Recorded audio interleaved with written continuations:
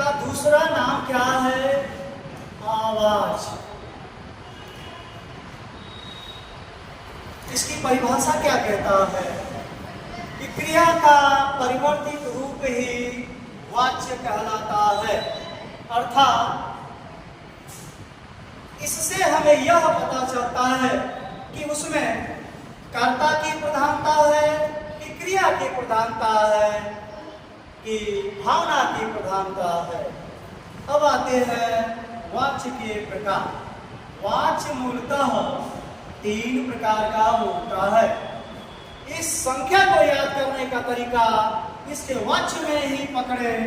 कितने शब्द हैं इसमें, कितने अक्षर हैं? 3 अक्षर हैं। इस प्रकार से हम यह बता सकते हैं कि वाच्य मूलतः 3 प्रकार का होता है, यह कभी नहीं बोल सकता। जिसमें सबसे पहले आता है कर्तरीवाच्य, दूसरा आता है कर्मवाच्य और तीसरा है भाववाच्य। कर्तरीवाच्य की क्या परिभाषा कहता है?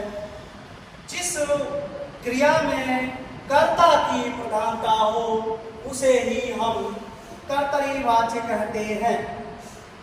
दूसरा आता है कर्मवाच्य, अर्थात जिस क्रिया में कर्म की प्रधानता होती है वही हमारा कर्मवाच्य होता है।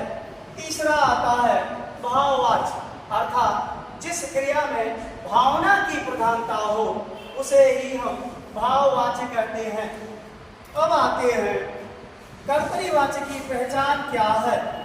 तो कर्तरीवाच्य की सबसे बड़ी पहचान ये है कि जिस वाक्य में कर्ता की ओर ध्यान दिया गया हो वही हमारा कर्तरीवाच्य होगा।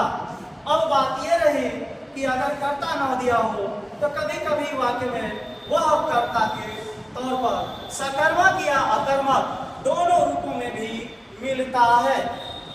अब बात करते हैं कर्मवाच्य। कर्मवाच्य की सबसे पहले हम ये पहचान करेंगे कि उस वाक्य में सबसे पहले कर्म ही आएगा। अगर कर्म न दिया हो तो हम दूसरे तरह से इसे पकड़ सकते हैं। उस वाक्य में से या तो के द्वारा लगा होगा। नेक्स्ट आते हैं भाववाच्य। भाव का मतलब यह होता है भावनात्मक कार्य। जिसमें अगर कोई भावनात्मक कार्य हो तो वही भाववाच्य भी होता है। इसके अलावा इसकी दूसरी और भी पहचान है कि वाक्य में न या तो नहीं लग जाए तो निश्चय ही वह भाववाच्य होता है।